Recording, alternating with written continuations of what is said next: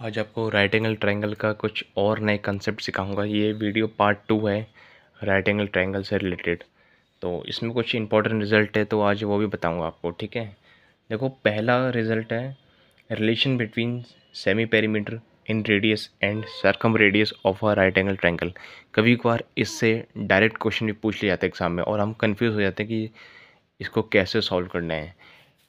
तो सबसे पहले देखो, सेमी पेरीमीटर इसको हम डिनोट करते हैं स्मॉल एस से, इन रेडियस इसको डिनोट करते हैं स्मॉल आर से, एंड सर्कम रेडियस इसको डिनोट करते हैं कैपिटल आर से। लेकिन एक बात ध्यान रखना, ये रिलेशन सिर्फ राइट एंगल ट्रायंगल में ही वैलिड होगा। ठीक है, कहीं और आप इसको वैलिड नहीं कर सकते। तो सबसे पहले जानते हैं इन सब के फॉर्मूले क्या क्या होते हैं। देखो, सेमी पेरीमीटर का फॉर्मूला होता है perpendicular plus base plus hypotenuse divided by 2। In radius का फॉर्मूला होता है perpendicular plus base minus hypotenuse divided by 2, and circum radius का फॉर्मूला होता है हाइपोटेनस डिवाइडेड बाय 2। ये तीन फॉर्मूले हैं अलग अलग।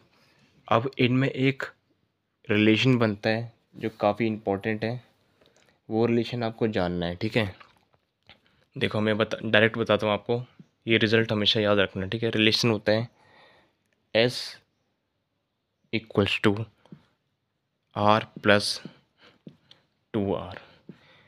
इससे एग्ज़ाम में डायरेक्ट क्वेश्चन पूछ लिया जाता है। ठीक है, S होता है सेमी पेरीमीटर जो मैंने अभी बताया, R होता है इन रेडियस, एंड कैपिटल R होता है circum radius of a right angle triangle. ठीक है, इससे तीन तरीके क्वेश्चन बन सकते हैं।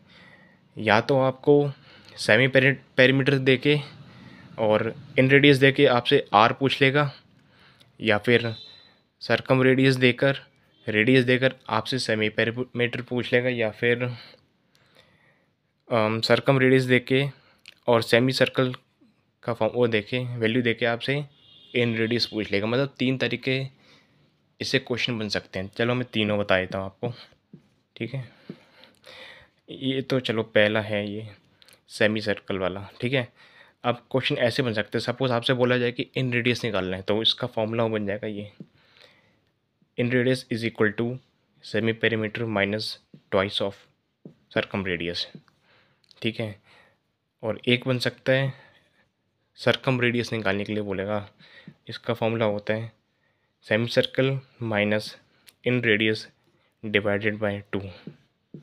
तो इस रिलेशन से तीन फॉर्मूले बन सकते हैं। एग्जाम में आपसे कुछ भी पूछ सकता है, या तो आपसे सेमी पेरीमीटर पूछ लेगा, या इन रेडियस पूछ लेगा, या फिर सर्कम रेडियस पूछ लेगा।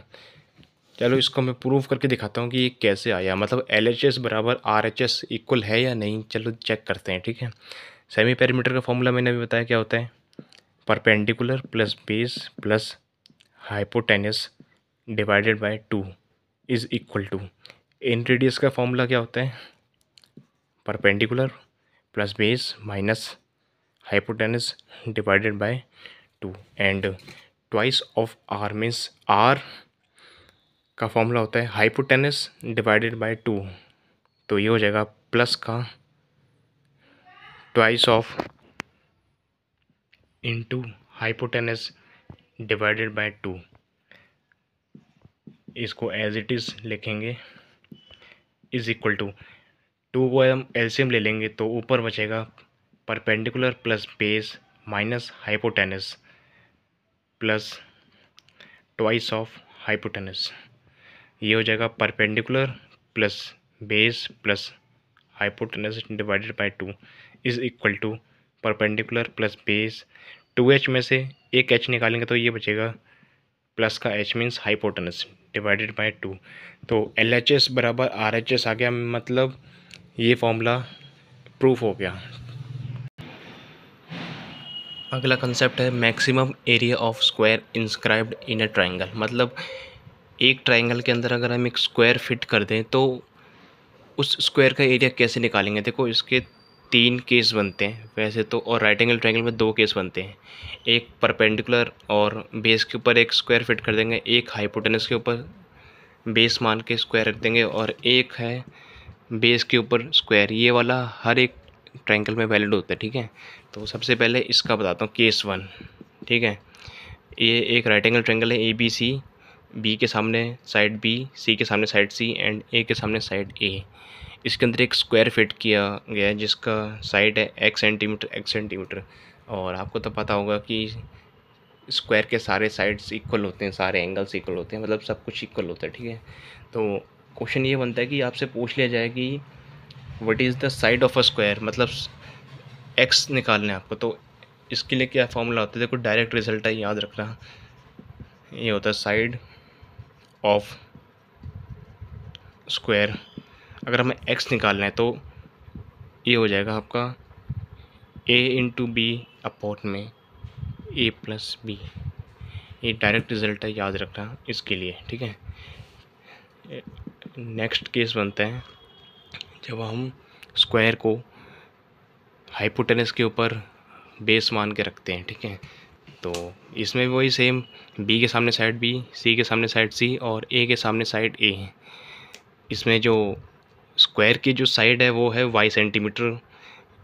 स्क्वायर की सारी साइड्स इक्वल होती है, ये y है, ये भी y, ये भी y, ठीक है। तो इस केस में साइड ऑफ स्क्वायर क्या होगा, मतलब y की वैल्यू कैसे निकलेगी, ये होता है साइड ऑफ स्क्वायर। हमें y निकालना है तो ये हो जाएगा आपका a multiply b multiply c divided by a square plus b square plus ab। लेकिन इसमें एक नोट करने वाली बात यह है कि जो x साइड है वो y से बड़ी होनी चाहिए बस, ठीक है। कभी आपसे पूछ लिया जाए कि एक स्क्वायर है जो हाइपोटेनस के ऊपर रखा हुआ है राइट एंगल ट्रायंगल के अंदर, तो उसका साइड कैसे फाइंड आउट करेंगे, तो उसका फॉर्मूला होता है a into b into c divided by a square plus b square plus a b, ठीक है। ये हो गया दूसरा केस। और तीसरा केस बनता है जब हम एक स्क्वायर को ट्रायंगल के बेस पर रखेंगे, तो ये हर एक ट्रायंगल के लिए वैलिड है, ठीक है। तो इसका जो फॉर्मूला होता है एरिया ऑफ साइड निकालने का, ये होता है साइड ऑफ अ स्क्वायर। इसका डायरेक्ट फॉर्मूला होता है x इंटू वाई अपॉन में x प्लस वाई। इससे आप डायरेक्ट साइड निकाल सकते हैं, ठीक है। ये होता है तीसरा केस। अब साइड निकल जाएगी तो एरिया भी निकल जाएगा, क्योंकि एरिया का फॉर्मूला होता है, एरिया ऑफ स्क्वायर होता है साइड का स्क्वायर। मीन्स इस केस में अगर आपको एरिया पूछ लिया जाए तो ये हो जाएगा x का स्क्वायर, ठीक है। इस वाले केस में अगर आपसे एरिया पूछे तो ये हो जाएगा y का स्क्वायर।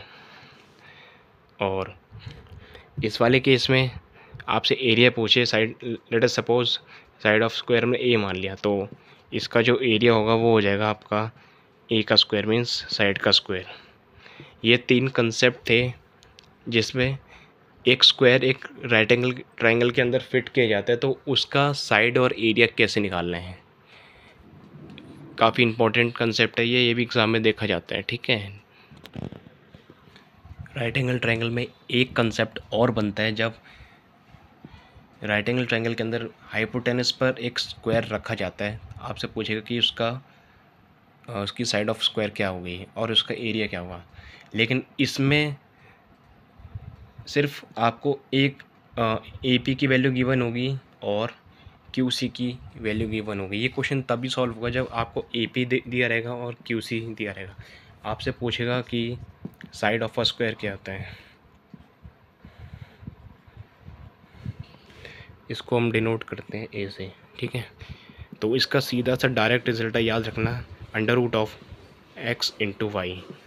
ये होगा आपका साइड ऑफ अ स्क्वायर निकालने का फॉर्मूला। कब, जब आपको AP गिवन होगा और QC गिवन होगा परपेंडिकुलर के ऊपर, हाइपोटेनस के ऊपर सॉरी, ठीक है। और साइड निकल गया तो एरिया भी निकल जाएगा। एरिया का फॉर्मूला होता है साइड का स्क्वायर मीन्स A का स्क्वायर। तो ये थे राइट एंगल ट्रायंगल के कुछ इंपॉर्टेंट रिजल्ट। जब एक स्क्वायर एक राइट एंगल ट्रायंगल के अंदर फिट किया जाता है तो उसका एरिया और साइड कैसे निकालें।